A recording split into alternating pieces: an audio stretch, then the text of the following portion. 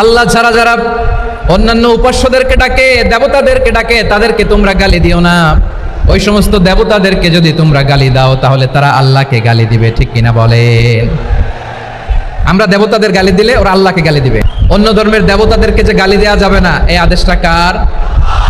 আরো জোরে বলুন, কার? গালি দিবেন কোন দেবতাকে? দিবেন? যদি দেন তাহলে ওরা আল্লাহরে গালি দিবে। তাহলে আল্লাহরে গালি খাওয়াইলো কে?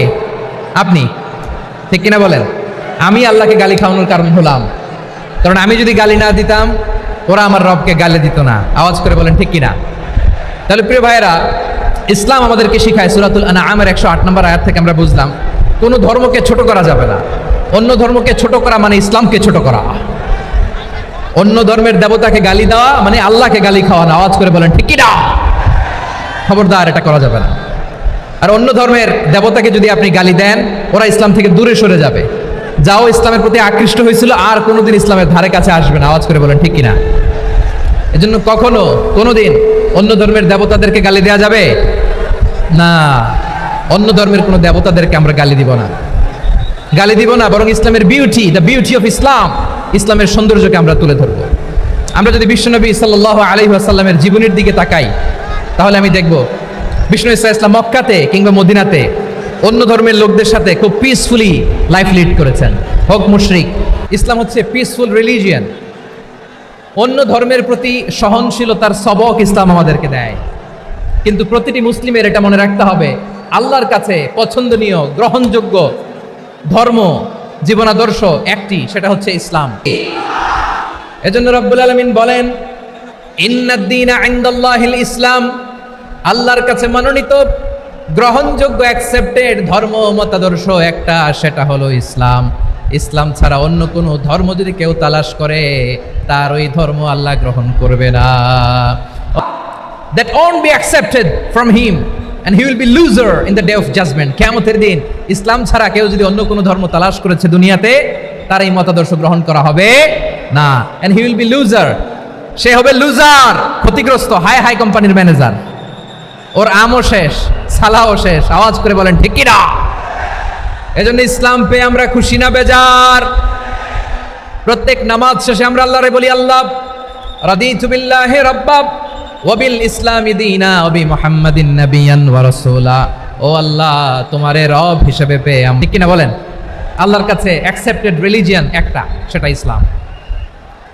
তো বিশ্বনবী সাল্লাল্লাহু আলাইহি ওয়াসাল্লাম মক্কাতে কিংবা মদিনাতে খুব পিসফুলি এক্সিস্ট করেছেন, যে কোনো ধর্মের সাথে মিলেমিশে চলেছেন। তার প্রমাণ আমরা যদি রাসূল সাল্লাল্লাহু আলাইহি ওয়াসাল্লামের বায়োগ্রাফির দিকে তাকাই তাহলে দেখব তিনি মুশরিকদের সাথে পিস ট্রিটি করেছেন, শান্তি চুক্তি, পিস ট্রিটি, পিস এগ্রিমেন্ট। আপনারা হুদাইবিয়ার সন্ধির নাম শুনেছেন? এই সন্ধির আগে মক্কা থেকে কেউ মদিনায় যেতে পারে না, মদিনা থেকে কেউ মক্কায় যেতে পারে না। কিন্তু এই সন্ধির পরে ট্রাফিক স্বাভাবিক হয়ে গেল। মক্কার লোকেরা মদিনায় আসতে পারে, মদিনার লোকেরা মক্কায় আসতে পারে। এটাকে বলে সুলহে Hudaybiyyah, the peace agreement of Hudaybiyyah, শান্তি চুক্তি। আমরা পৃথিবীতে এখন অনেক শান্তি চুক্তির নাম শুনি, এগুলো সব শান্তিপূর্ণ সহাবস্থানে বিশ্বাসী ছিলেন মুসলমানেরা। যে অন্য দিকে তাকান, এদিকে মক্কার পার্ট গেল, পিস এগ্রিমেন্ট করলেন, শান্তি চুক্তি। বিষ্ণু ইসলাম মদিনায় যে কি করলেন? মদিনায় যে বিষ্ণু ইসলাম মদিনা চার্টার করলেন, মদিনা সনদ, সাহিফাতুল মদিনা, এটার বলে মদিনা চার্টার। যে ওয়েস্টে, ইউরোপে, আমেরিকাতে তারা অনেক চার্টার করে, এই সব চার্টার মদিনা চার্টার থেকে কপি করা। আওয়াজ করে পড়েন সুবহানাল্লাহ। বিষ্ণু ইসলাম মদিনায় গেলেন, মদিনাতে মুসলিম, মুশরিক, ইহুদি, এই তিন ধর্মের লোক মিলে সব স্টেক হোল্ডার যারা আছে সবাইকে নিয়ে বিষ্ণু ইসলাম মদিনা চার্টার করলেন, মদিনা সনদ। পড়েন সুবহানাল্লাহ। শুধু তাই নয়, মক্কাতে বিশ্বনবী পিস এগ্রিমেন্ট করলেন, শান্তি চুক্তি মুশরিকদের সাথে। মদিনাতে যে বিশ্বনবী মদিনা চার্টার করলেন, মদিনা সনদ করলেন ইহুদিদের সাথে। আবার মদিনাতে বিশ্বনবী ইহুদিদের সাথে পিস ডায়ালগ করলেন, ইন্টারফেথ ডায়ালগ করলেন, আন্তধর্মীয় সংলাপ করলেন। যে সংলাপের মূল ভিত্তি ছিল তাওহীদ। মূল ভিত্তি ছিল কি? তাওহীদ।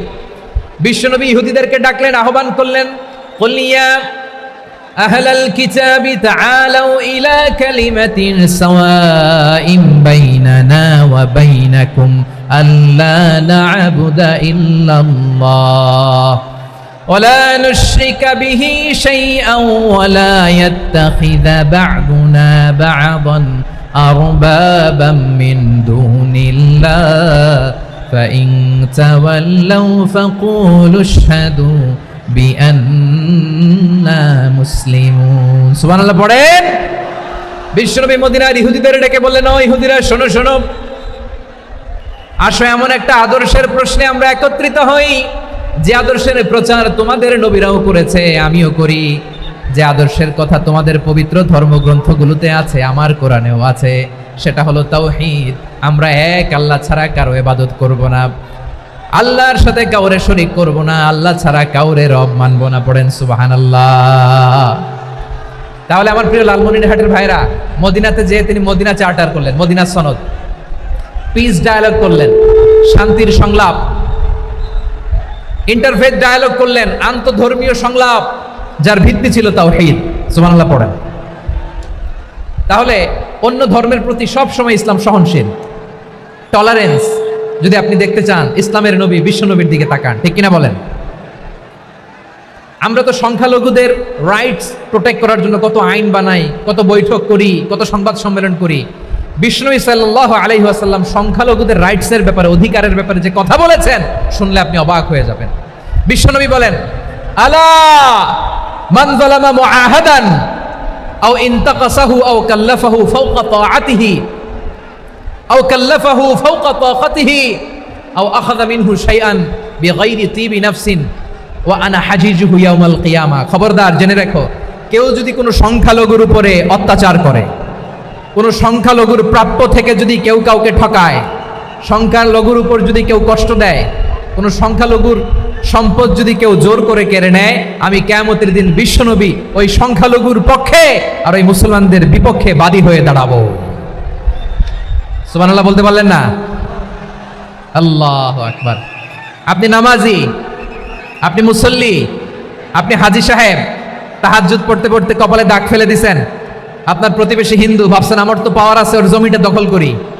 বিশ্বনবী বলেন, কিয়ামতের দিন ওই হিন্দুর পক্ষে তোর বিরুদ্ধে আমি বাদী হয়ে দাঁড়াবো। পৃথিবীর কোন ধর্মে এরকম স্টেটমেন্ট পাবেন? পাবেন? আপনি ভাবছেন আপনি নামাজ পড়লে হাজী সাহেব কপালে দাগ ফেলাই দিলে আপনি সেলসেলায় জান্নাতে চলে যাবেন না? খবরদার। বিশ্বনবী বলেন, কোন সংখ্যালঘুর উপর যদি কেউ আক্রমণ করে, তার প্রাপ্য তাকে না দিয়ে যদি তাকে ঠকায়, তার উপর জুলুম করে, তার সম্পদ যদি কেড়ে নেয়, আমি নবী, তুমি মুসলিম হইতে পারো, মুসল্লি হইতে পারো, তার পক্ষে, তোমার বিপক্ষে আল্লাহর দরবারে বাদী হয়ে দাঁড়াবো। আচ্ছা লালমনিরহাটের ভাইরা, কথা বুঝতে পারলে আওয়াজ করে উত্তর দেন। বিশ্বনবী যদি কারো বিপক্ষে দাঁড়ায় কিয়ামতের দিন, আই রিপিট, আমি আবারও বলছি, বিশ্বনবী যদি কিয়ামতের দিন কারো বিপক্ষে দাঁড়ায়, ও তো সেলসেলায়া জান্নাতি, তাই না? জান্নাতি না? যে নবীর সুপারিশ ছাড়া জান্নাতের গেটও দেখা যাবে না, ওই নবী যদি বলে তোর বিপক্ষে আমি বাদী হয়ে দাঁড়াবো, ওই জান্নাতে আর ঢোকার কোনো সুযোগ আমাদের থাকবে? এখানেই শেষ না আমার প্রিয় লালমনিরহাটের ভাইয়েরা, এখানেই শেষ নয়। বিশ্বনবী বলেন, মান কাতালা মুআহাদান, বুখারীর বর্ণনা, মান কাতালা মুআহাদান লাম ইয়ারাহ রাইহাতাল জান্নাহ। কেউ যদি, কোনো মুসলিম যদি অন্যায়ভাবে কোনো সংখ্যালঘুকে হত্যা করে, কোনো হিন্দুকে হত্যা করে, কোনো বৌদ্ধরে হত্যা করে, অন্যায়ভাবে কোনো মুসলিম যদি কোনো সংখ্যালঘুরে হত্যা করে, জান্নাতে যাওয়া তো দূরের কথা, ওই মুসলিম জান্নাতের ঘ্রাণও পাবে না। সেই বুখারীর বর্ণনা, মান কাতালা মুআহাদান লাম ইয়ারাহ রাইহাতাল জান্নাহ ওয়া ইন্না রিহাহা লা ইউজাদু মিন মাসিরাতি 40 আমা। যে জান্নাতের ঘ্রাণ 40 বছর দূরের রাস্তা থেকেই পাওয়া যায়। সুবহানাল্লাহ পড়েন। প্রিয় ভাইরা, এখান থেকে জান্নাতে পৌঁছতে লাগবে 40 বছর। এত দূর, কত বছর? সবাই বলেন কত বছর? এখান থেকে জান্নাতে পৌঁছতে লাগবে 40 বছর। এত দূরে থাকতেই জান্নাতের ঘ্রাণ আপনার নাকে এসে ধাক্কা মারবে। বিষ্ণুই বলেন, যে ব্যক্তি কোনো সংখ্যালঘুকে হত্যা করে, জান্নাতের ঘ্রাণ তো পাবেই, জান্নাতে তো ঢুকতে পারবেই না, জান্নাতের ঘ্রাণও তার নাকে লাগবে না। পড়েন না আউযুবিল্লাহ। তাহলে সংখ্যালঘুদের ব্যাপারে ইসলামে অধিকার দেয়া আছে না নাই? লালমনিরহাটের ভাইয়ের আওয়াজ করে বলেন, আমার সংখ্যালঘু হিন্দু ভাইদের রাইটস, অধিকার আমাদের ইসলামে প্রোটেক্টেড আছে না নাই? এখানেই শেষ না। বিষ্ণু ইসলাম আপনার অমুসলিম প্রতিবেশীর সাথে ভালো আচরণ করতে বলেছে। আমাদের হয় না এটা মুসলিম পাড়া ওইটা বৌদ্ধ পাড়া, হয় না? অনেক সময় হয় না এটা আমাদের মুসলিম পাড়া ওইটা হিন্দু পাড়া, এরকম আছে না নাই? লালমনিরহাটে নাই না? আছে? হিন্দু যদি আপনার প্রতিবেশী হয় কি করবেন? ওরে কষ্ট দিবেন নাকি? কেন, ও তো হিন্দু, ও তো আমার আল্লাহরে ডাকে না, ওরে কষ্ট দিলে জায়েজ হবে না? খবরদার। বিষ্ণু ঈসা ইসলাম বলেন, মান কানা ইউমিনু বিল্লাহ ওয়াল ইয়াউমিল আখির ফালিউকরিম জারাহ, যে আল্লাহ বিশ্বাস করে আর আখিরাতে বিশ্বাস করে সেজন্য প্রতিবেশীর সাথে ভালো আচরণ করে। সুবহানাল্লাহ। কলিজা জুড়ায় যায় না আমার নবীর কথাগুলো শুনলে? যে আল্লাহ বিশ্বাস করে, যে আখিরাতে বিশ্বাস করে সেজন্য প্রতিবেশীর সাথে ভালো আচরণ করে। এখানে বলছে মুসলিম প্রতিবেশী বলছে, নামাজি প্রতিবেশী বলছে, আল্লাহওয়ালা প্রতিবেশী বলছে না। প্রতিবেশী আস্তিক হোক নাস্তিক হোক, প্রতিবেশী মুমিন হোক মুশরিক হোক, প্রতিবেশী হইলেই তার সাথে ভালো আচরণের দরকার আছে না নাই? আমার প্রিয় লালমনিরহাটের ভাইরা, বিষ্ণু ঈসা ইসলাম ওনার ইহুদি প্রতিবেশীদের দেখাশোনা করতেন। আওয়াজ না শোনা যাক, আমারও তো দেখা যায়, আমারও তো দেখা যায়। তাকায় থাকেন, তাকায় থাকলে সওয়াব হবে। কোরআনের কথা যেখান থেকে হয় এদিকে তাকায় থাকলেই বরকত। তাকায় থাকেন। জি জি, মাইক, আমি তার মাইক ঠিক করতে আসি না এদিকে, এই মাইক ঠিক করবো ওই মাইক ঠিক করবো, ওদিকে পাইলট বলবে হুজুর চলে আসেন। জি বসুন বসুন, মাশাআল্লাহ।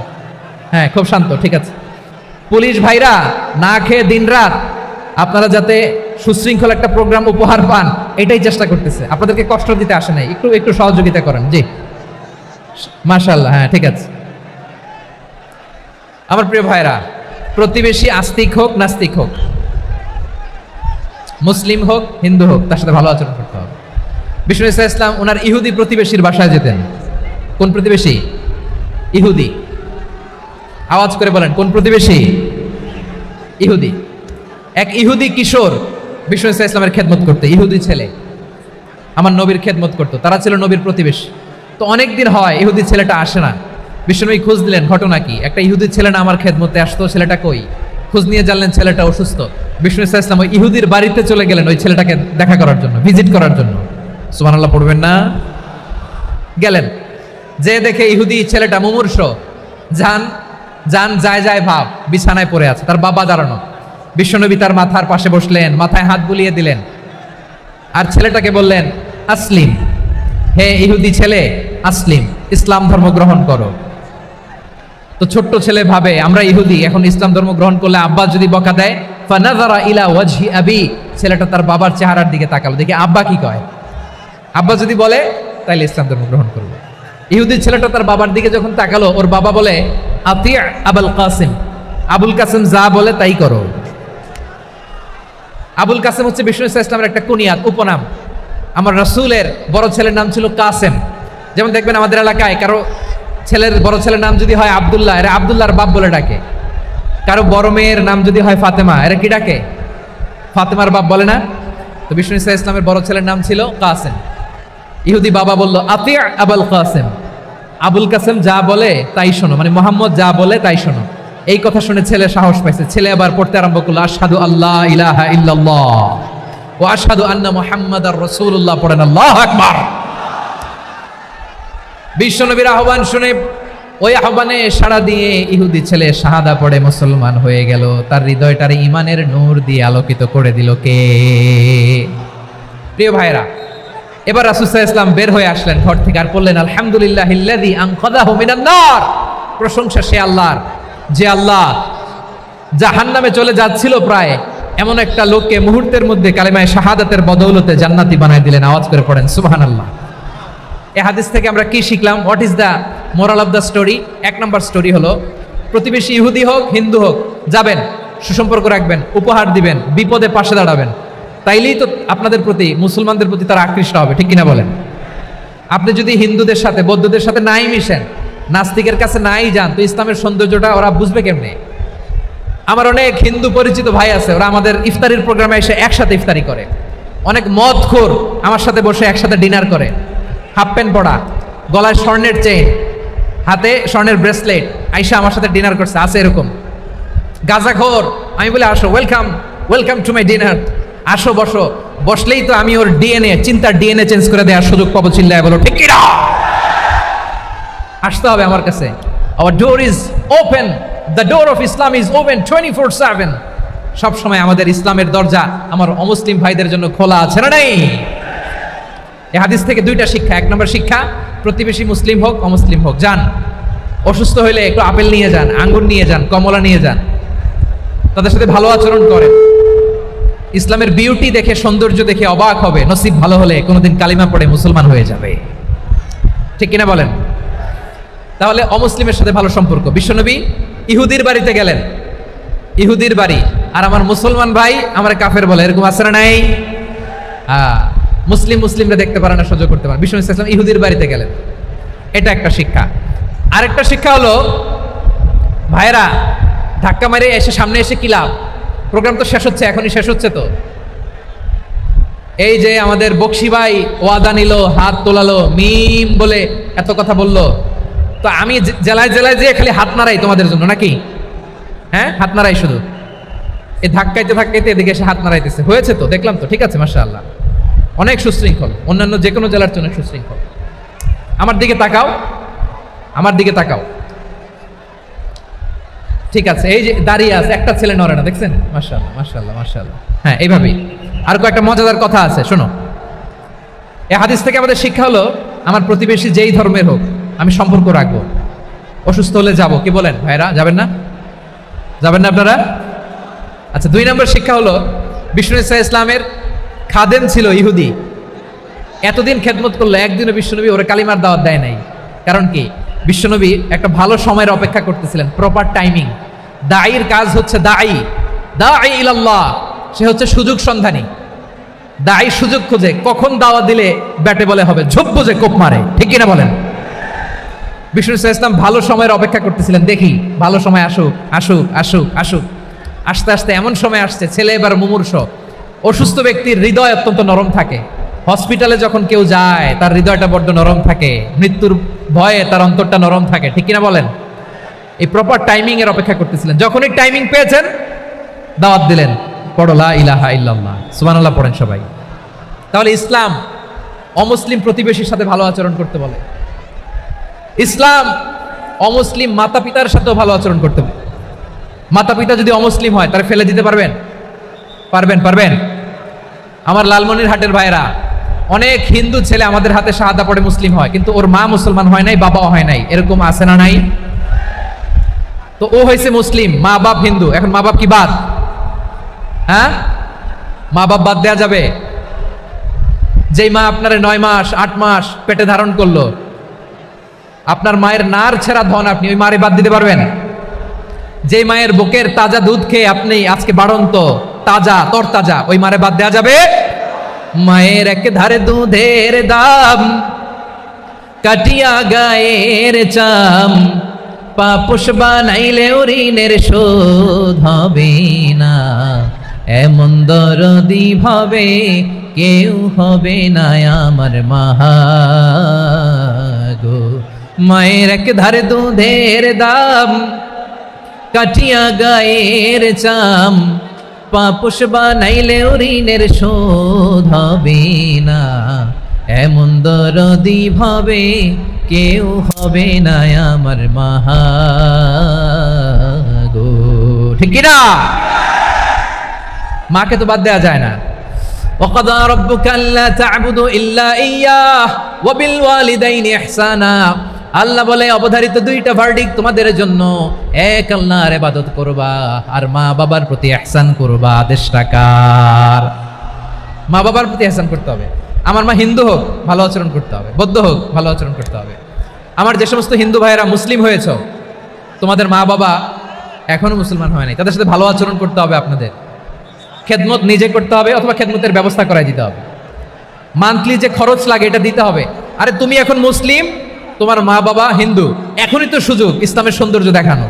এখন মা বাবা যদি দেখে, আরে এটা হিন্দু থাকতে তো বদমাইশ ছিল, বেয়াদব ছিল, কি এমন ধর্ম সে গ্রহণ করলো যেটা গ্রহণের সাথে সাথে সে পাল্টে গেল? কি এমন ধর্ম সে গ্রহণ করেছে যেটা তার জীবনকে আলোকিত করে দিয়েছে? নসিব ভালো হইলে তারাও কালিমা পড়ে মুসলমান হয়ে যাবে। বিষ্ণু ইসলামের স্ত্রীর নাম ছিল আয়েশা রাদিয়াল্লাহু তাআলা আনহা, আবু বকর রাদিয়াল্লাহু তাআলা আনহুর মেয়ে। আবু বকর রাদিয়াল্লাহু তাআলা আনহুর আরেক মেয়ের নাম হচ্ছে আসমা। কি নাম? দুজনই আবু বকর রাদিয়াল্লাহু তাআলা আনহুর মেয়ে, আসমা আর আয়েশা। নাম দুইটা কেমন লাগে? আসমা নামটা কেমন লাগে? আয়েশা নামটা কেমন লাগে? সবার ভালো লাগে নাই? নাম দুটো আপনাদের ভালো লাগে? লালমনির হাটে অনাগত যদি কন্যা সন্তান হয়, যদি মনে চায় আসমা রেখে দিতে পারবেন, যদি মনে চায় আয়েশা রেখে দিয়েন। দেশে বিদেশে এয়ারপোর্টে রাস্তাঘাটে শুধু বলে হুজুর একটা নাম দেন, আমার ছেলের একটা নাম দেন, মেয়ের একটা নাম দেন। তো আমার মনে আছে যশোরের আদ্দিনের মাহফিলে আমি একটা দুইটা নাম দিয়েছিলাম। আজকে লালমনির হাটের এই প্রোগ্রামে কন্যা সন্তান যদি হয় দুটা নাম দিলাম, আসমা কিংবা আয়েশা। ইনশাআল্লাহ পড়েন। দুজন বোন, এক মায়ের না, বাবা এক মা দুজন। আয়েশা রাদিয়াল্লাহু তাআলা আনহার মায়ের নাম উম্মে রুমান, আর আসমা রাদিয়াল্লাহু তাআলা আনহার মায়ের নাম কুতাইলা বিনতে আব্দুল উজ্জা। আবু বকর রাদিয়াল্লাহু তাআলা আনহু 4টা বিয়ে করেছিলেন। তো একই ঘটনা ঘটেছে এই ফ্যামিলিতে। আসমা ইসলাম ধর্ম গ্রহণ করে মুসলিমা, কিন্তু তার মা কুতাইলা মুশরিকা। আই রিপিট, বোঝার জন্য আমি আবারও বলি, আসমা রাদিয়াল্লাহু তাআলা আনহা মুসলিমা, আর আসমার মা কুতাইলা, আওয়াজ করে বুঝে থাকলে বলেন, আসমার মা মুশরিকা। তার মানে মেয়ে মুসলিম, মা অমুসলিম। ভেজাল আছে না নাই? কিন্তু কুতাইলা আর ধৈর্য ধারণ করতে পারে না। নার ছেড়া ধন, কলিজার টুকরা ধন, কলিজার টুকরা সন্তান আসমারে দেখতে বড্ড মন চায়। সাইয়েদনা আসমা রাদিয়াল্লাহু তাআলা আনহা মক্কা থেকে হিজরত করে মদিনায় চলে গেলেন। হুদাইবিয়ার পর যখন মক্কা মদিনার ট্রাফিক স্বাভাবিক হলো, মক্কার লোক মদিনায় যায়, মদিনার লোক মক্কায় আসে। কুতাইলা কলিজার টুকরা সন্তান আসমারে দেখার জন্য কিছু উপহার নিয়ে বিশাল মরুপথ পাড়ি দিয়ে মক্কা থেকে মদিনায় যায়। সুবহানাল্লাহ বলেন। এখন মা আসছে মেয়ের সাথে দেখা করতে, মেয়ে তো আর দেখা দেয় না। মেয়ে ভাবছে আমার মা তো মুশরিকা, অপবিত্রা, তার সাথে কি দেখা দেয়া যাবে? বিশ্বনবীর দরবারে চলে গেলেন। সুবহানাল্লাহ বলেন। কি সৌভাগ্যবান ছিল তারা, মাসলা জানার দরকার হলেই নবীর দরবারে চলে যেত। ঘরে বউয়ের সাথে ঝগড়া হলে নবীর দরবারে চলে যেত। অনেক সাহাবী বলে আমার পেটে ক্ষুধা লাগলো আমি নবীর কাছে চলে যেতাম, কারণ নবীর চেহারার দিকে তাকালেই আমার পেটের ক্ষুধা মিটে যেত। সাইয়েদনা আসমা রাদিয়াল্লাহু তাআলা আনহা বিশ্বনবীর কাছে চলে গেলেন, যে বললেন ইয়া রাসূলুল্লাহ ইয়া হাবিবাল্লাহ ইন্না উম্মি কাদিমাতুন ইলাইয়া ওয়া হিয়া রাগিবা। আমার মা মক্কা থেকে অনেক দূর মরুর পথ পাড়ি দিয়ে উপহার সামগ্রী নিয়ে মদিনায় আমার সাথে দেখা করতে এসেছে গো নবী। আমার জানতে বড্ড ইচ্ছে হয় আমি আমার মুশরিকা মাখা করতে পারবো কিনা।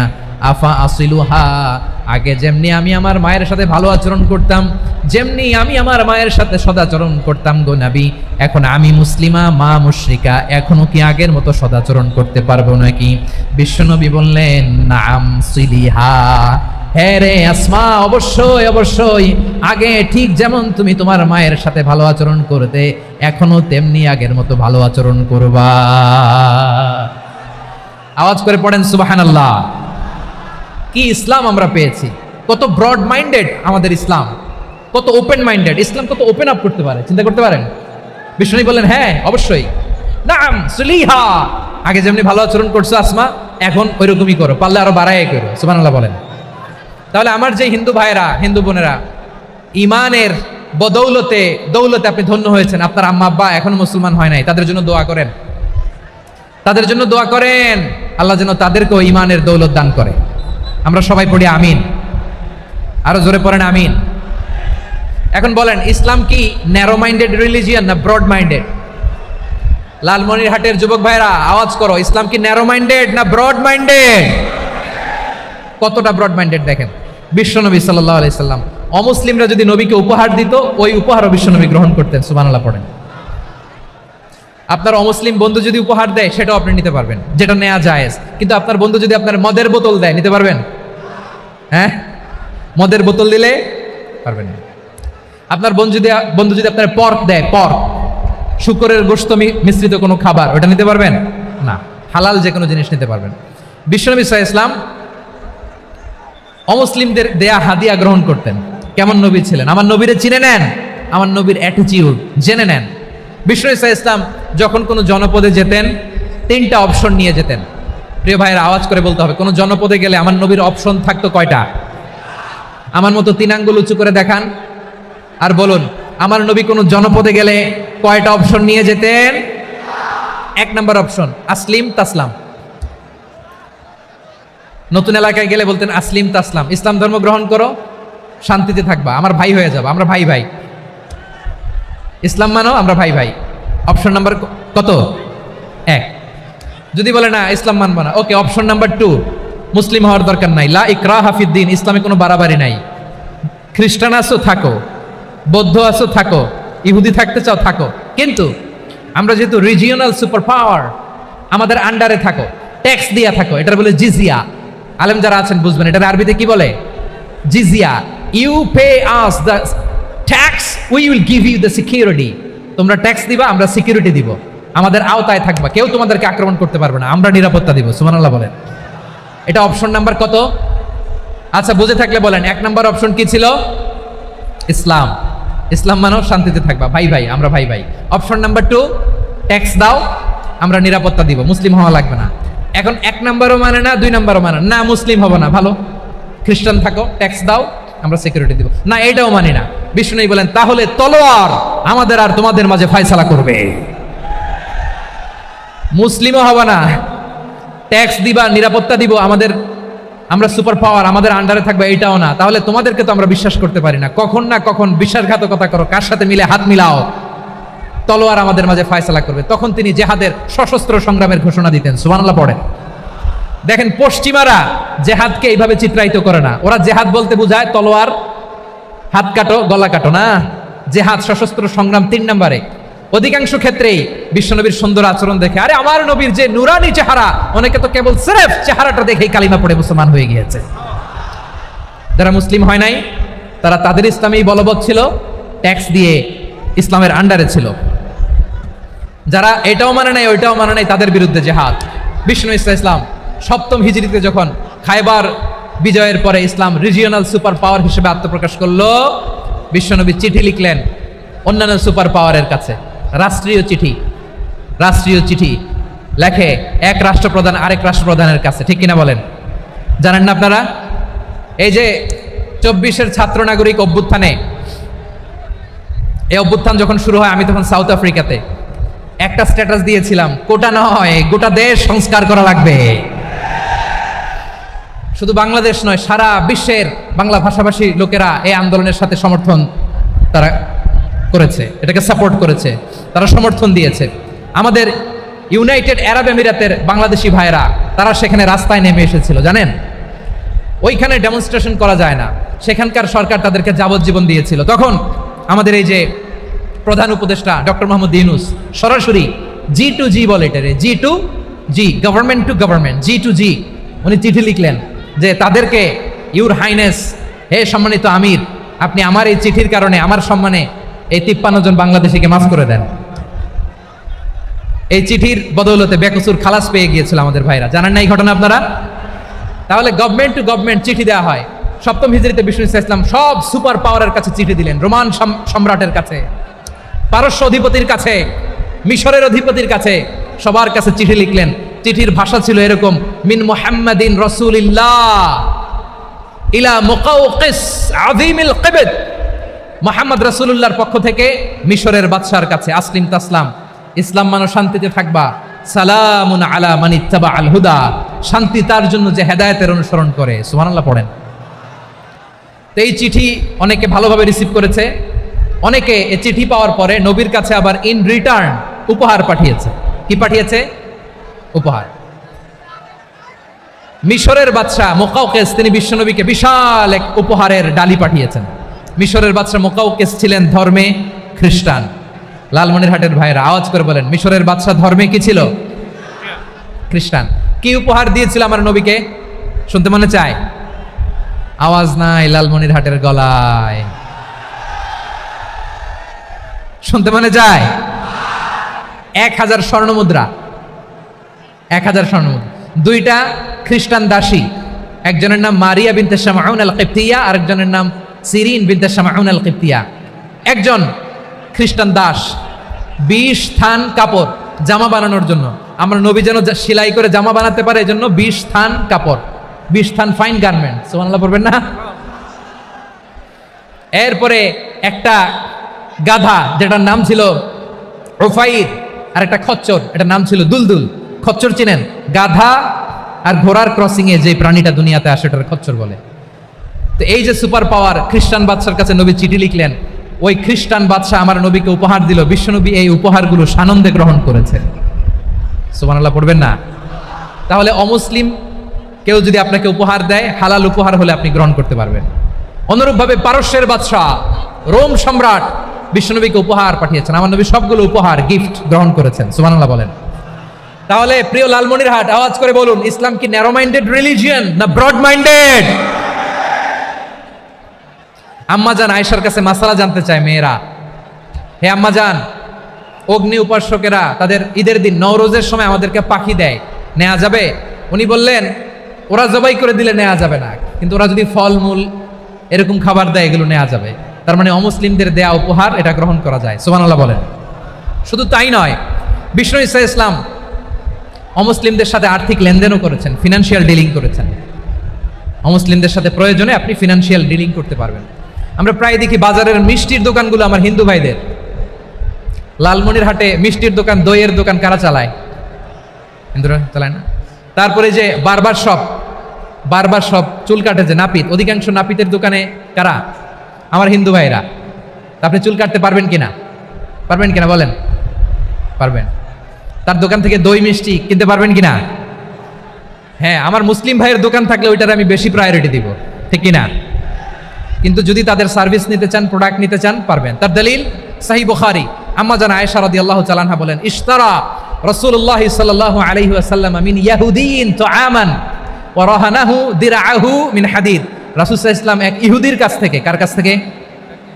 সবাই বলে নাই, কার কাছ থেকে? আমার নবী, প্যারা নবী এক ইহুদির কাছ থেকে জব কিনেছিল, জব, বার্লি, যেটা দিয়ে রুটি বানায়।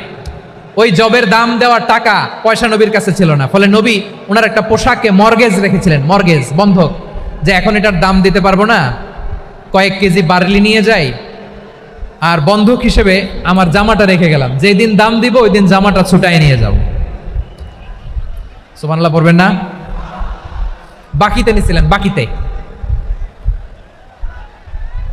দিরআহু মিন হাদিদ, লোহার তৈরি বর্ম, মানে যুদ্ধের পোশাক, লোহা দিয়ে বানানো। বিশ্বনবী বললেন, কয়েক কেজি জব দাও, টাকাটা পরে দিব, এখন টাকা নাই, বন্ধক হিসেবে, মর্গেজ হিসেবে আমার জামা রেখে গেলাম, যখন টাকা দিব জামা ছুটায় নিব। আওয়াজ করে বলতে হবে সুবহানাল্লাহ। এ থেকে বোঝা গেল অমুসলিমদের সাথে ফিনান্সিয়াল ডিলিং করা যায়, অর্থনৈতিক লেনদেন করা যায়, কেনাবেচা করা যায়, প্রোডাক্ট কেনা যায়। এমনকি আমাদের মসজিদে নববীতে বারান্দায় আপনারা একটা অটোমেটিক ফ্লাইং আমব্রেলা দেখছেন? সূর্য যখন বাড়ে মসজিদে নববীর বারান্দায় ইয়ার্ডের মধ্যে অটোমেটিক্যালি কিছু আমব্রেলা আছে, সাঁ করে খুলে যায়, আর সূর্যের তাপ লাগে না। আবার সন্ধ্যাবেলায় এই আমব্রেলাগুলো ওরা ক্লোজ করে ফেলে, দেখেন নাই না? দেখছেন? এই মসজিদে নববীকে সর্বোচ্চ উন্নত মানের কনস্ট্রাকশন ইনফ্রাস্ট্রাকচার ডেভেলপ করার জন্য কর্তৃপক্ষ কিছু অমুসলিম ইঞ্জিনিয়ারের, ডিজাইনারের সহায়তা নিয়েছিল। সুবহানাল্লাহ বলেন। কোন দলিলের ভিত্তিতে? এই দলিলের ভিত্তিতে যে বিষ্ণু ঈসা ইসলাম অমুসলিমদের সাথেও লেনদেন করেছেন। আওয়াজ করে বলতে হবে আল্লাহু আকবার। শুধু তাই নয়, ইন কেস অফ ইমার্জেন্সি, প্রয়োজনে ইসলামের খাতিরে, ইসলামকে সামনের দিকে এগিয়ে নিয়ে যাওয়ার জন্য অমুসলিমদের সাপোর্ট নেওয়া জায়েজ আছে। সুবহানাল্লাহ বলেন। অমুসলিমদের সাপোর্ট নেয়া, তাদের থেকে অর্থ নেয়া, পলিটিক্যাল সাপোর্ট, পলিটিক্যাল অ্যাসাইলাম নেওয়া জায়েজ আছে। আমাদের অনেক বিশ্ববরেণ্য দায়ীরা আমেরিকায় অস্থায়ীভাবে অ্যাসাইলাম নিয়ে থাকে, নিজের দেশে গেলে ফাঁসিতে ঝুলাই দিবে। যুগ যুগ ধরে দায়ীদের উপরে এরকম অত্যাচার আর নির্যাতন আছে না নাই? মিশরের অনেক দায়ীরা পাশ্চাত্যে যেয়ে থাকে, এই যে তারা পলিটিক্যাল অ্যাসাইলাম নিয়ে থাকে, রাজনৈতিক আশ্রয়, এটা জায়েজ আছে না? এটা যে জায়েজ আছে তার প্রমাণ স্বয়ং বিশ্বনবী সাল্লাল্লাহু আলাইহি ওয়াসাল্লাম পলিটিক্যাল সাপোর্ট নিয়েছিলেন অমুসলিমদের কাছ থেকে। সুবহানাল্লাহ বলেন। খুব মজাদার একটা ঘটনা শুনবেন, আপনাদের আগ্রহ দেখে তো মনে হয় না শোনার ইচ্ছা আছে? আছে? আছে? গলায় জোর আছে? লিল্লাহি তাকবীর, লিল্লাহি তাকবীর, নারে তাকবীর। মাশাআল্লাহ।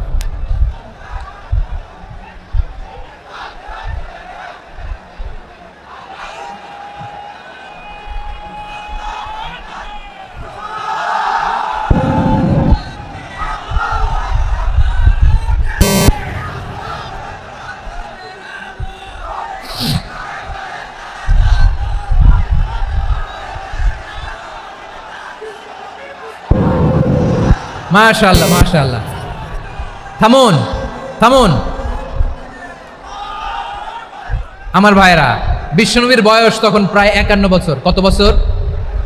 বিশ্বনবীর সবচেয়ে কাছের মানুষ খাদিজা রাদিয়াল্লাহু তাআলা আনহা ইন্তেকাল করেছেন। বিশ্বনবী বড্ড কষ্ট পেলেন, হৃদয়টা ভেঙে খান খান। যিনি ঘরের ভেতরে বিশ্বনবীকে সান্ত্বনা দিতেন, ভালোবাসা দিতেন, বাইরে গেলে কুরাইশরা বকাঝকা করে, অত্যাচার করে, কিন্তু আম্মাজান খাদিজা রাদিয়াল্লাহু তাআলা আনহা ঘরটারে এমন শান্তির নীড় বানায় রেখেছেন, এই ঘরের ভিতরে ঢুকলে বিশ্বনবীর কলিজাটা ঠান্ডা হয়ে যেত।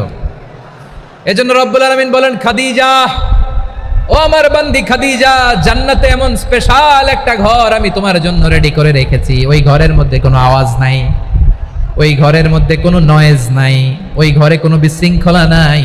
কারণ মক্কার জমিনে আমার নবী কুরাইশদের বিশৃঙ্খলা, নয়েজ আর ঝামেলাগুলোকে উপেক্ষা করে যখন তোমার ঘরের ভিতরে ঢুকতো, ঘরটারে তুমি শান্তির নীড়, ঠান্ডা, নীরব, নিস্তব্ধ, নিঝুম আর শান্তির নীড় বানিয়ে রেখেছো।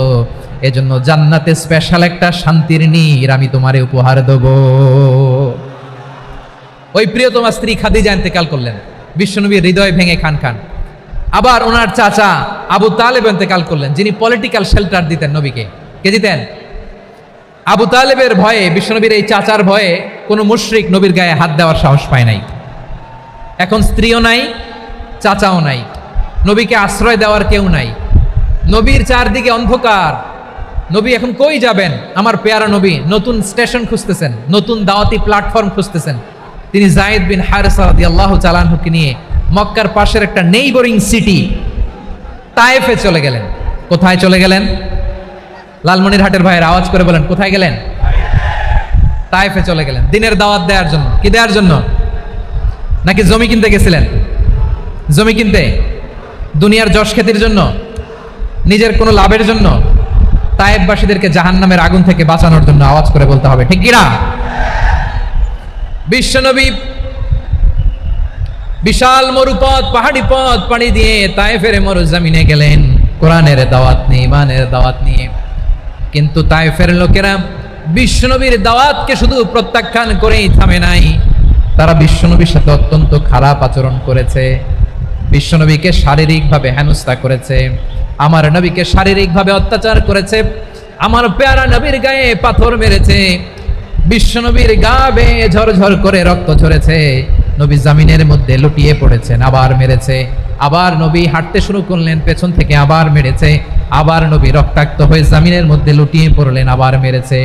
বিশ্বনবীর মতো এত সুশ্রী মানব, বিশ্বনবীর মতো এত শুভ্র মানব, বিশ্বনবীর মতো এমন চমৎকার দেহাবয়ব দিয়ে রব্বুল আলামিন কাউকে বানান নাই।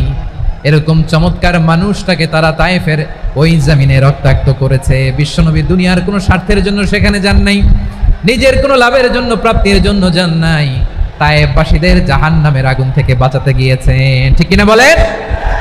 খেয়ে না খেয়ে দিন প্রচারের কাজে নিজেকে দিয়েছ বিলিয়ে, তায়েফের কাফিরেরা চিনল না সে আলো, দুষ্ট ছেলেদের পিছু দিল লেলিয়ে, পাথরের আঘাতে ক্ষত বিক্ষত হয়ে সারা শরীর থেকে রক্ত ঝরে। হে রাসূল তোমাকে ভুলি আমি কেমন করে, হে রাসূল তোমাকে ভুলি আমি কেমন করে। পারেন না আপনারা?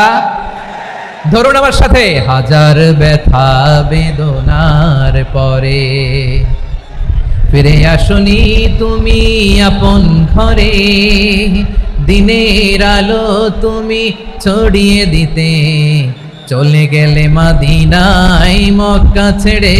হে রাসূল তোমাকে ভুলি আমি কেমন করে, হে রাসূল তোমাকে ভুলি আমি কেমন করে। ঠিক কিনা বলেন? প্রিয় ভাইরা, তায়েফের ছেলেরা নবীকে রক্তাক্ত করলো। আমার নবী কই যাবে? কই যাবে? মক্কায় জায়গা নাই, তায়েফে জায়গা নাই। তায়েফ থেকে ভারাক্রান্ত মন নিয়ে আমার নবী মক্কায় ফিরে আসলেন। বিশ্ব নবী মক্কায় ঢুকতে পারেন না। মক্কার মরুভূমির দিকে তাকিয়ে, উপত্যকার দিকে তাকিয়ে বিশ্বনবী ধা ধা করে কাঁদেন, ঝরঝর করে। নবীর চেহারা মোবারক থেকে চোখের পানিগুলো বেয়ে বেয়ে পড়ে। আমার জন্মস্থান, আমার শৈশব, কৈশোর, যৌবন কেটেছে এই মক্কায়। আমার এলাকায় আমি ঢুকতে পারি না। বিশ্বনবী মক্কার অনতি দূরে দাঁড়িয়ে জায়েদকে পাঠালেন, জায়েদ যাও, দেখো কেউ আমাকে সাপোর্ট করার মতো আছে কিনা, যাও অমুকের কাছে যাও। জায়েদ গেলেন, তারাও প্রত্যাখ্যান করে ফিরিয়ে দেয়। বিশ্বনবী বললেন যাও অমুক লোকের কাছে যাও, তিনিও প্রত্যাখ্যান করে ফিরিয়ে দিলেন। কেউ বিশ্বনবীকে আশ্রয় দিতে রাজি হয় না। নিজ জন্মভূমিতে বিতাড়িত বিশ্বনবী, সর্বশেষ বিশ্বনবী বললেন যাও মুতঈম ইবনে আদির ঘরে যাও। মুতঈম ইবনে আদি মুশরিক, তার কাছে যাও। গেলেন, মুতঈম ইবনে আদি রাজি হয়ে গেল। সুবহানাল্লাহ বলেন। দেখেন অনেক বিপদের সময়ও আমি নিজে সাক্ষী, সামাজিকভাবে রাজনৈতিকভাবে কত ঝঞ্ঝা, কত ষড়যন্ত্র, কত কনস্পাইরেসি পাড়ি দিয়ে আমাদেরকে সামনে এগিয়ে যেতে হয়। এই শত্রুদের ভেতরেও একজনকে দাঁড় করিয়ে দেয় যে আল্লাহর কোরআনের জন্য রেডি হয়ে যায়। পড়েন সুবহানাল্লাহ। মুতঈম ইবনে আদি, আল্লাহ তার মনকে নরম করে দিলেন। মুতঈম বলে মুহাম্মদ আমি তোমাকে আশ্রয় দিব। তার দুই ছেলেকে পাঠালেন, যাও খোলা তলোয়ার নিয়ে, স্কট দিয়ে, গার্ড অফ অনার দিয়ে মোহাম্মদকে মক্কায় ঢুকাও, আর বলো আমি আমান দেব। আমান কি দিব? আমান মানে সিকিউরিটি, নিরাপত্তা। সিকিউরিটি ছাড়া, আমান দেওয়া ছাড়া কেউ থাকতে পারতো না মক্কায়। দুই ছেলে বিষ্ণু ঈসা ইসলামকে নিয়ে আসলো। নবী কাবার চারদিকে তাওয়াফ করলেন, নামাজ পড়লেন। আবু জাহেল, উতবা, শাইবা, ওয়ালিদ ইবনে মুগিরা সবাই দেখে, কেউ কিছু করতে পারে না। কারণ মুতঈম ইবনে আদি ঘোষণা দিয়েছেন আমি মুহাম্মদকে আমান দিয়েছি, মুহাম্মদের গায়ে যেন কেউ স্পর্শ না করে। আওয়াজ করে পড়েন সুবহানাল্লাহ। নবীর এই বিপদকালে মুহূর্তে মুতঈমের হৃদয়টারে নরম করে দিল কে? আচ্ছা লালমনির হাটের ভাইরা বলেন, এই মুতঈম কি মুসলিম ছিল না মুশরিক? সবাই বলতে হবে মুসলিম না মুশরিক? তাহলে মুশরিকের কাছ থেকে নবী পলিটিক্যাল অ্যাসাইলাম, আধুনিক রাষ্ট্রবিজ্ঞানের ভাষায় পলিটিক্যাল অ্যাসাইলাম, যেটাকে বলে রাজনৈতিক আশ্রয়, উনার আমান বা নিরাপত্তার এই ঘোষণায় তিনি মক্কায় ঢুকলেন। যতদিন নিরাপত্তা ছিল ছিলেন। মুতঈম যখন মারা গেল, বিষ্ণু ইসলাম হিজরত করে মদিনায় চলে গেলেন। সুবহানাল্লাহ। কিন্তু মুতঈম যে বিশ্বনবীর উপকার করছে এটা বিশ্বনবী ভুলে নাই। আমাদের অনেকে আছে উপকার করার পরে আর খেয়াল থাকে না, খাওয়ার পরে গলা দিয়ে নামলে আর খেয়াল থাকে না। এরকম আছে না নাই? আমার নবী ভুলে নাই। বদরের প্রান্তরে 70 জন কাফেরকে যখন বন্দী করে বিশ্বনবীর সামনে হাঁটু গেড়ে দাঁড় করানো হলো, বসানো হলো, 70 জন কাফের। কয়জন? বিশ্বনবী তাদের দিকে তাকিয়ে বললেন, সহিহ বুখারীর বর্ণনা, লাউ কানাল মুতঈম ইবনে আদি হাইয়ান সুম্মা কাল্লামানি হাউলাইন নাতনা লা তারাকতুহুম লাহু। বদরের প্রান্তরে 70 জন বন্দী কাফিরের দিকে তাকিয়ে আমার নবী বললেন, আজকে মুতঈম ইবনে আদি যদি বেঁচে থাকতো আর তোমাদের 70 জনের ব্যাপারে যদি মুতঈম এক বাক্যে একটা সুপারিশ করত, তার সম্মানে আজকে তোদের সবাইকে আমি মাফ করে দিতাম। সুবহানাল্লাহ নাই? ওই যে চিল্লাচিল্লি যে কথা বোঝে নাই, কোন জিনিস মিস করছে ওরা নিজেরাও বোঝে নাই। বিশ্বনবী মুতঈমের এই সাহায্যের কথা বলে নাই। 70 জন মুশরিক হাঁটু গেড়ে বসা, নবী চাইলে এখনই এক্সিকিউশন অর্ডার দিতে পারে। তিনি বললেন আজকে যদি মুতঈম বেঁচে থাকতো আর মুতঈম যদি তোদের জন্য সুপারিশ করতে, এই আবর্জনাগুলোর ব্যাপারে সুপারিশ করতে, আমি মুহূর্তেই তোদেরকে এমনি মাফ করে দিতাম। এবার বলেন ইসলাম কি ন্যারো মাইন্ডেড না ব্রড মাইন্ডেড? শুধু তাই নয়, যাকে যে সম্মান দেয়ার আমার নবী দিতেন, হোক আস্তিক হোক নাস্তিক, হোক মুসলিম হোক অমুসলিম। বিষ্ণু ইসলাম যখন রোমান সম্রাটের কাছে চিঠি লিখেছেন, আমার প্রিয় লালমনির হাটের ভাইরা অল্প কয়েক মিনিট কয়েকটা জরুরি কথা বলবো, এদিকে তাকান, এদিকে তাকান। রোমান সম্রাটের কাছে বিশ্বনবী যখন চিঠি লিখলেন মিন মুহাম্মদ রাসূলিল্লাহ ইলা হিরাকলা আযীমির রোম, মুহাম্মদের পক্ষ থেকে হিরাক্লিয়াসের কাছে, যিনি হচ্ছেন আযীমির রোম। এটা নবী নিজ থেকে বানায় লিখছেন অতিরিক্ত সম্মান দিয়ে। কোন রাষ্ট্রপ্রধান যখন আসে তাদেরকে আমরা কি বলি জানেন? তার নামের শেষে HE এটা লিখতে হয়, H.E. মানে হিজ এক্সেলেন্সি। কি লেখে? হিজ এক্সেলেন্টি অথবা ইউর হাইনেস, ইউর ম্যাজেস্টি। দেখেন বিশ্বনবী সাল্লাল্লাহু আলাইহি ওয়াসাল্লাম সব নবীদেরও নবী, তিনি একজন মুশরিক খ্রিস্টান সম্রাট রোমান সম্রাটের কাছে চিঠি লিখতে যায়, লিখতেছে ইলা হিরাকলা আযীমির রোম, হিরাক্লিয়াসের কাছে আমার চিঠি, যিনি রোমের আযীম, হিজ হাইনেস মানে রোমের অনেক সম্মানিত এক বাহাদুর। আওয়াজ করে বলেন সুবহানাল্লাহ। তার মানে যাকে যে সম্মান দেয়ার এটা বিশ্বনবী দিতেন। এমনকি যে ইহুদিরা ভালো ছিল, এই ইহুদিদেরও প্রশংসা করেছেন বিশ্বনবী মুহাম্মদুর রাসূলুল্লাহ সাল্লাল্লাহু আলাইহি ওয়াসাল্লাম। এক ইহুদির প্রশংসা করেছেন বিশ্বনবী। ইহুদির কার? আমি তো আমার ভাইয়ের প্রশংসা করি না, আমি তো এক আলেম আরেক আলেমরে স্পেস দেই না। আমি তো এক দায়ী আরেক দায়ীর সাথে বসতে চাই না। আমার নবী ইহুদির প্রশংসা করে। কার প্রশংসা? ওই ইহুদির নাম ছিল মুখাইরেক। সিরাত গ্রন্থ ঘাটলে পাবেন। তিনি বলেছেন মুখাইরেক খাইরু ইয়াহুদ, Mukhayriq is the best of the Jews. জুইশদের মধ্যে সে সবচেয়ে ভালো। কেন প্রশংসা করলেন তার? এর কারণ মদিনা চার্টারে কথা ছিল সব ধর্মের মুসলিম মুশরিক ইহুদিরা মিলে মদিনাকে রক্ষা করবে। কিন্তু তৃতীয় হিজরিতে যখন উহুদের যুদ্ধ শুরু হলো, সবার কথা ছিল যেই আক্রমণ করে আমরা মদিনাকে বাঁচাবো। কোন শহরকে বাঁচাবো? মদিনাকে। কিন্তু কুরাইশরা যখন অ্যাটাক করলো, ইহুদিরা আর আসে না, ইহুদিরা আর বেরোয় না। বিষ্ণু বললেন, ওহে ইহুদিরা, তোমরা না চুক্তি করলে আমার সাথে যে মদিনা বাঁচাতে সবাই ঝাঁপিয়ে পড়বো, আসো। একটা ইহুদিও বেরোয় না, কেউ আসে নাই সেদিন, একজন ছাড়া। তার নাম মুখাইরেক। তার নাম কি? মুখাইরেক বাহাদুরের মতো ঘোড়সাওয়ার হয়ে বেরিয়ে গেলেন এবং বললেন, গোটা ইহুদি সাম্রাজ্যের একজনও যদি না আসে, আমি মুখাইরেককে কেউ ঘরে আটকে রাখতে পারবে না। বেরিয়ে আসলেন, এসে বললেন, আমি মুহাম্মদের পক্ষে যুদ্ধ করব। আমি মারা গেলে আমার সম্পদ আমার উত্তরাধিকারীরা পাবে না, আমার সম্পদ তোমরা মুহাম্মদকে দিয়ে দিবা। সুবহানাল্লাহ বলেন। উহুদের ময়দানে 70 জন মুসলমান শহীদ হলো। এই ইহুদি সেও মুসলমানের পক্ষে যুদ্ধ করে নিহত হলো। সুবহানাল্লাহ বলেন। মুসলিমদের লাশ যখন নিয়ে আসা হলো, এই মুখাইরিকের লাশও নিয়ে আসা হলো। মুসলিমদের লাশের পাশে মুখাইরিকের লাশ দেখে বিশ্বনবী মুখাইরিকের প্রতি অনেক খুশি হলেন। আর বিশ্বনবী খুশি হয়ে বললেন, মুখাইরিক খায়রু ইয়াহুদ। মুখাইরিক, যদিও তুমি ইহুদি, তারপরে তুমি সব ইহুদিদের মধ্যে সেরা ইহুদি। পড়েন সুবহানাল্লাহ। আমার নবী ইহুদিকেও সম্মান দিতে কার্পণ্য করে নাই। আওয়াজ করে বলেন আল্লাহু আকবার।